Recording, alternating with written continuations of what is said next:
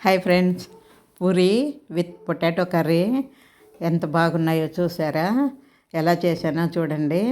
ముందుగా ఒక గిన్నె పెట్టుకొని అందులోనూ ఒక స్పూన్ ఆయిల్ వేసుకొని పోపు పెట్టుకోవాలండి.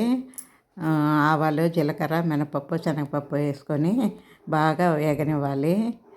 కొద్దిగా మంట తగ్గించి వేపండి. హైలో పెట్టారంటే మాడిపోతుంది. అందుకనే కొద్దిగా మంట తగ్గించి బాగా వేపుకోవాలన్నమాట.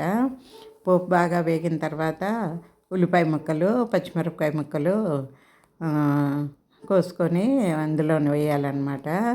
ఉల్లిపాయలు మీ ఇష్టం అండి, ఇలాగైనా కోసుకోండి లేదా నిలువుగా పొడవుగా అయినా కోసుకోండి. పచ్చిమిరపకాయలు కూడా అంతేను, పొడవుగా కోసుకున్నా పర్వాలేదు, బాగానే ఉంటుంది. కానీ నేను ఇలాగే చిన్నపిల్లలు కూడా చిన్నగా ఉంటే తింటారు కదా అనేసి చిన్నగా కోసాను. ఉల్లిపాయలు, పచ్చిమిరపకాయలు వేసి తర్వాత కరివేపాకు కూడా వేసేసి ఇవి ఎర్రగా వేగనవసరం లేదండి. ఉల్లిపాయ కొద్దిగా మెత్తబడితే చాలు.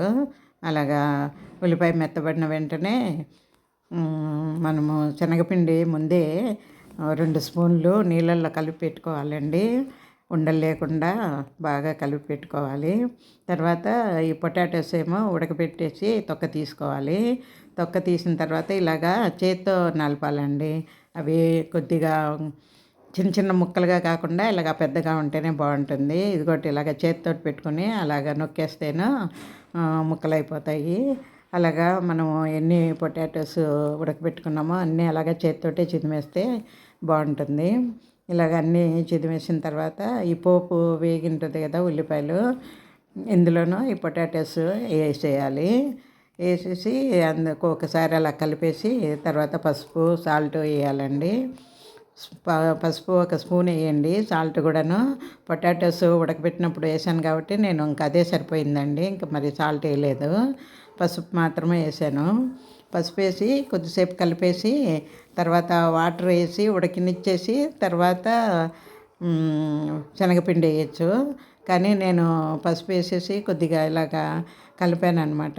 కలిపేసి శనగపిండి ముందే కలిపి పెట్టుకున్నాను, అది వేసేసాను. మీరు శనగపిండి వేసినా పర్వాలేదు, లేదంటే వేపిన శనగపప్పు కొద్దిగా మిక్సీకి వేసుకొని ఆ పొడి కూడా వేసుకుంటారండి కొందరు, అదైనా వేయచ్చు. ఏదైనా పర్వాలేదు, శనగపిండి అయినా పర్వాలేదు, వేపిన శనగపప్పు పొడి అయినా పర్వాలేదు. బాగా నీళ్ళల్లో ఉండలు లేకుండా బాగా కలుపుకొని ఇందులో కలిపేయడమేను. కలిపేసిన అందులో వేసిన తర్వాత కొద్దిసేపు ఉడకనివ్వాలి, లేకపోతే పచ్చివాసన వస్తుంది కదా. అందుకనేసి కొద్దిగా పసుపు వేసిన తర్వాత బాగా ఇలాగ కలిపేసి తర్వాత శనగపిండి కలుపుకున్నాం కదా ముందే నీళ్ళతోటి, అది పోసేయటమేను. ఇది పోసేసి కొద్దిసేపు ఉడకనివ్వాలండి. అంతే, చాలా సింపుల్. మీకు ఇష్టమైతే కొత్తిమీర, టమాటాలు కూడా వేసుకోవచ్చు, కానీ నేను వేయలేదు, కర్రీలాగా అనిపిస్తుంది అనేసి వేయలేదు. ఇది పూరీలోకి కదా ఇలాగుంటేనే బాగుంటుంది అనేసి వేయలేదు.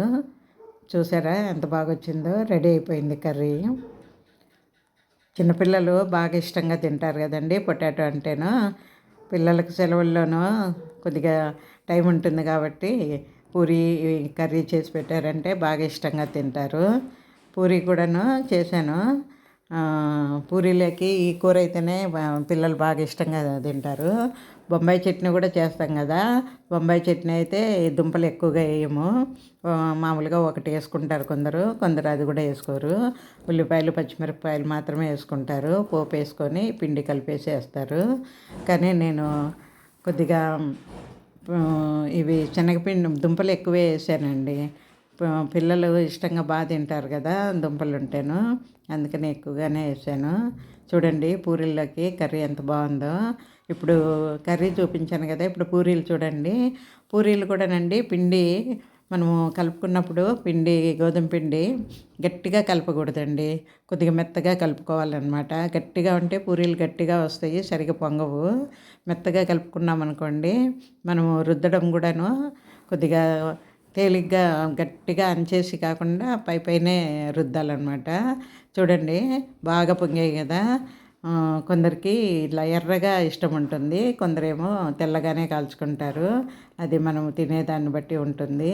ఎర్ర కావాలంటే ఎర్ర కాల్చుకోవచ్చు, లేదంటే తెల్లగా కాల్చుకోవచ్చు. ఎలాగైనా ఇక్కడ పూరి అంటేనే అందరూ ఇష్టపడతారు. పెద్దలు, చిన్నలు అందరూ ఇష్టపడతారు. కానీ డీప్ ఫ్రై కదా! ఆయిల్‌లో వేగడం కదా! ఎప్పుడో ఒకసారి చేసుకుంటేనే మంచిది. చూడండి చాలా బాగుంది కదా!